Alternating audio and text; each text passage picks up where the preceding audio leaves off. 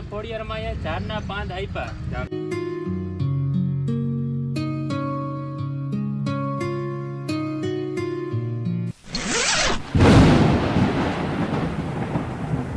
માતાજી મારા બધા ભાઈઓ અને દોસ્તો, હું છું દિનુભાઈ. લોકો પાસેથી લિફ્ટ લઈને સંપૂર્ણ ભારતની યાત્રા કરું છું દોસ્તો. અને અત્યારે આપણે છીએ માટેલને જે છે આ દિવ્ય ધરો જોઈ શકો છો, મા ખોડિયાલનો દિવ્ય ધરો દોસ્તો, દિવ્ય મંદિર. અહીંયા કને બહુ મોટું મંદિર આવેલું છે. અને કાલ રાતના આપણે અહીંયા જ રોકાણા હતા અને બહુ મસ્ત વ્યવસ્થા, જમવા પીવાની બધી રીતે જોરદાર વ્યવસ્થા હતી દોસ્તો. અને આનું ઇતિહાસ, આ જે ધરો છે બહુ મોટો ઇતિહાસ રહ્યો છે આનો. આપણે ઇતિહાસ જાણશું. અને અહીંયા કને જે મા ખોડિયાલનું જે તમને દર્શન કરાવું છું ને, ત્યાં કને એક ત્રિશુલ છે જે કહેવામાં આવે છે કે દર 1-2 વર્ષેમાં 1-2 ઇંચ એવું કંઈક વધે છે, એવી માન્યતા છે. લોકો અહીંયા કને માને છે. તો આપણે દોસ્તો એ ત્રિશુલના દર્શન કરશું, માતાજીના દર્શન કરશું ને આ જે દિવ્ય ધરો છે આ ધરાનો ઇતિહાસ જાણશું. કહેવામાં આવે છે કે માતાજી સાક્ષાત અહીંયા કને વિરાજમાન છે. અને દોસ્તો કહેવામાં આવે છે કે અહીંયા કને સોનાનું મંદિર પર આવેલું છે દોસ્તો. આ જે મોટો ધરો છે એ ક્યારે પણ સુકાતો નથી. ગમે એવો દુષ્કાળ આવી જાય છતાં પણ આ જે ધરો છે ક્યારેય સુકાતો નથી. તો આપણે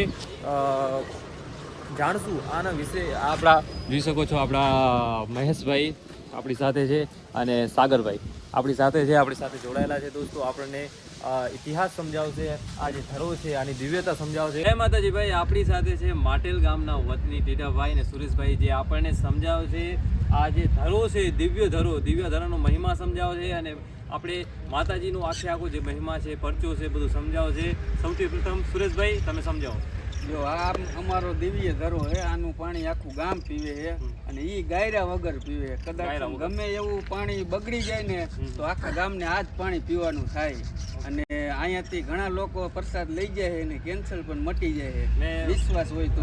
એવું સાંભળ્યું હોય કે દેશ વિદેશમાં પણ આનો પ્રસાદ ને બધું જાય છે. હા, અને આમાં કોઈ દી પાણી ખાલી થતું નથી, એટલી ખોડિયાલમાંની દયા છે. બીજી વાત તો એવી મોટા ભાઈ કે આ પાણી રહ્યું ને, ગમે એટલો વરસાદ આવે, ગંદકી થાય કે પ્રદૂષણ થાય તો પણ આ જ પાણી પીવામાં આવે છે. અમને કોઈ જાતનું ટેન્શન રહેતું નથી કે બીમાર પડશું કે શું થશે. અને ગમે એવું ચોમાસું આવે, વરસાદ કે ના આવે તો પણ અમારે ટેન્શન રહેતું નથી. આ જ પાણી પીવી છે, આ પાણી કોઈ દી ફૂટતું નથી. એટલી અમારા ખોડિયારમાંની દયા છે. પાણીને કે ગાર્યા વગર ભરીને, હા, એમાં એનો શું ઇતિહાસ છે એ જણાવશો?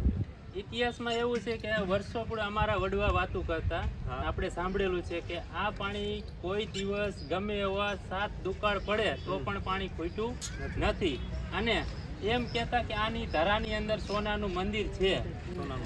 અને ઈ ભૂરો ભરવાડ ગાયું ખોડિયારમાંની ચડાવતો ત્યારે એક ગાય આમાં ધરામાં સમાની, એની પાછળ ગોવાળ ગયેલો અને ઈ ગોવાળને દર્શન દીધેલા માં ખોડિયારમાં એનું વરત માંગ્યું. વરત એટલે કહેવામાં અત્યારે દાડી કહેવામાં આવે. એને વરત માંગ્યું એટલે ખોડિયારમાં ઝાડના પાંદ આપ્યા. ઝાડના પાંદ તોડીને, હા, તોડીને ધાબરીમાં આપ્યા. પણ ભૂરો ભરવાડ બારે આવી અને ધરાના કાંઠે નાખી દીધા. પાંદડા હતા એ બધા પાંદડા ધરાની કાંઠે નાખી દીધા. ઘરે જઈને ધાબડી ખખડી એટલે 2 પાન સોનાના મળ્યા. એમાં 2 પાન ચોટી ગયા છે એટલે માતાજી મહિમાથી જે પાંદ હતા એ સોનાના થઈ ગયા. એટલે ભૂરો પરવાડ પાછો ધરાના કાંઠે આવ્યો એટલે સોનાના પાન નતા. કિસ્મતમાં હતું નહીં, પછી જે હતું એ મળી ગયું. આ તો ખોડિયારમાંની લીલા એને કરવું. પછી રાજા પાસે જઈને ભૂરા ભરવાડે વાત કરી કે માટેલિયા ધરામાં સોનાનું મંદિર છે. પછી રાજાએ આ જ ધરાની અંદર 999 કોહ માંડેલા. અત્યારે આપણે મશીન હોય, ત્યારના જૂના આપણે કોહ હતા. ઈ કો 999 માંડેલા. ધરાનું પાણી ઓછું થયું, મંદિર માથે ઈંડું દેખાણું સોનાનું. એટલે પછી કારા ઉનાળે ભાણેજીયા દાદાને હાકલ મારી માં ખોડિયારે. એટલે કારા ઉનાળે ત્યારે ભાણેજીયા દાદાનું મંદિર આગળ છે. કારા ઉનાળે અહીંથી આ બધી 999 કો હતા બધા તણાઈ ગયા. વરસાદ થયો, હા, એટલો વરસાદ થયો કારા ઉનાળે. એટલે એટલી અમારી માં ખોડિયારમાંની દયા છે. અને તેદુનું અમારે અહીંયા કાંઈ કોઈ ટેન્શન રહેતું નથી. ગમે એવો દુષ્કાળ પર પડે પણ આ પાણી હજી સુધી સુકાણું નથી. અને જે કહેવામાં આવે છે કે આ માતાજીની જે મગર છે સોનાના નથવારી, એમાં શું તમે કંઈક 2 વાતું કંઈક જણાવો મને. હવે એમાં તો જો નસીબદાર હોય તો જોવા મળે. એવું ને? હું નાનો હતો ત્યારે મેં પણ જોયેલી છે. વાહ ભાઈ વાહ. લગભગ અંદાજે 4 વર્ષનો હશું. હા, પણ જોયેલી છે એમ 100%. અને ખોડિયારમાં ને મંદિર અંદર હજી ઝાડ છે, ઈ લીલુડી ઝાડ હજી એમ નામ છે. ત્યાં ત્રિશુલ એક છે, ઈ પણ એ કહેવામાં આવે છે કે હા. વધે છે, વધે છે એની રેટ એ રીતે. એટલે એ કેટલા દર વર્ષે વધે કે 1-2 વર્ષ? દર વર્ષે ઈ એનું કોઈ એટલે 1 ઇંચ, અડધો ઇંચ એવી રીતે વધે? નહીં, એનું કોઈ સીમા નથી, એને કોઈ તાગી ન હોય કે ને માતાજીને તો હા, ના, પછી ના,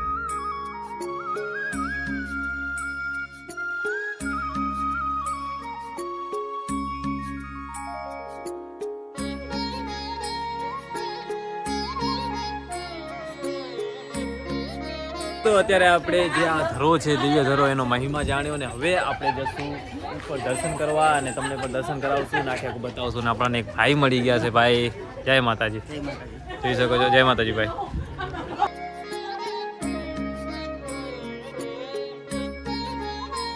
જય માતાજી ભાઈઓ. અત્યારે આપણે આવી ગયા છીએ, જોઈ શકો છો, ખોડેલ માટેલ ધામ. ને અત્યારે આ છે માટેલ ધામની માર્કેટ, જોઈ શકો છો, જોરદાર માર્કેટ છે. અહીંયા કને બધી પ્રસાદી બધું મળે છે. ભાઈ જય માતાજી. જોઈ શકો છો, ફૂલ હાર બધું મળે છે. બહુ મસ્ત ત્યાં કને ખોડેલ ધામની માર્કેટ છે ભાઈ. જોઈ શકો છો, આમને આમ જોરદાર માર્કેટ છે. ને આપણે આ માર્કેટને એક્સપ્લોર કરતાં આગળ વધી રહ્યા છીએ. જોઈ શકો છો, અહીંયા કને પણ ઘણી બહુ મોટી માર્કેટ છે. આપણે અહીંયા કને આવી ગયા છીએ. જય માતાજી ભાઈ. જય માતાજી ભાઈ.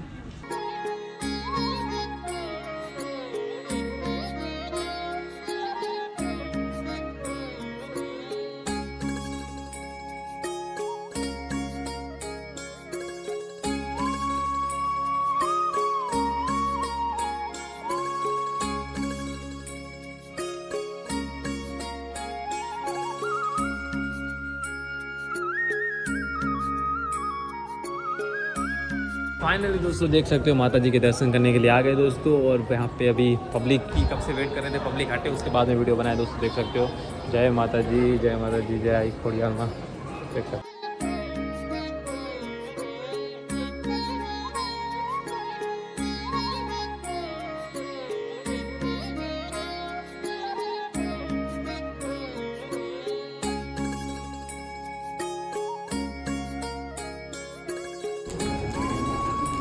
અને એક એવું ત્રિશુલ છે દોસ્તો, જે દર વર્ષે 2 વર્ષે 3 વર્ષે 1 ઇંચ, અડધો ઇંચ અહીંયા કરે વધારો થાય છે. એમાં કોઈને ખબર નથી કેવી રીતે વધે છે. ને જોઈ શકો છો, અહીંયા કને મસ્ત માતાજીના દર્શન કર્યા છે. અને અહીંયા કને ભાઈ પણ મળી ગયા છે. જય માતાજી ભાઈ. જય માતાજી. તો હવે ભાઈ પણ મળી ગયા છે. ને હવે આપણે પ્રસાદી લઈશું. પ્રસાદી લઈ અને પછી આગળ નીકળશું. જય માતાજી. જય માતાજી મારા બધા ભાઈઓ દોસ્તો. આપણે પ્રસાદી લઈને આવી ગયા અને દર્શન પણ કરી લીધા માતાજીના. અને અત્યારે દોસ્તો આપણે પાછા આપણે એ સ્થાને કે જોઈ શકો છો, જે ધરો છે માતાજીનો દિવ્ય ધરો છે, ત્યાં કને આવી ગયા છે દોસ્તો. અહીંયા કને કહેવામાં આવે છે કે સોનાની નથવારી એક મગર, બહુ મોટી માતાજીની મગર છે આના અંદર. સોનાની નથવારીને કોક જ માણસને, સાચા હૃદયવાળા માણસને કોક જને દર્શન આપે છે. બધાને દર્શન નથી આપતી ભાઈ, ક્યારેક જ એ બહાર આવે છે ને દર્શન આપે છે ભાઈ. તો આજનો આ બ્લોગ કરીએ છીએ એન્ડ આપણે જઈએ છીએ જે આગળ. મારે જવાનું છે ચોટીલા અને બધે ઓલ ઇન્ડિયા ટ્રાવેલ કરું છું, ભારત યાત્રા કરવાની છે. તો દોસ્તો આજનો આ બ્લોગ કરીએ છીએ એન્ડ વિડીયો પસંદ આવે તો લાઈક કરજો, શેર કરજો, સબસ્ક્રાઈબ કરજો. બાકી મળીએ નેક્સ્ટ વિડીયોમાં. જય માતાજી, જય શ્રી રામ.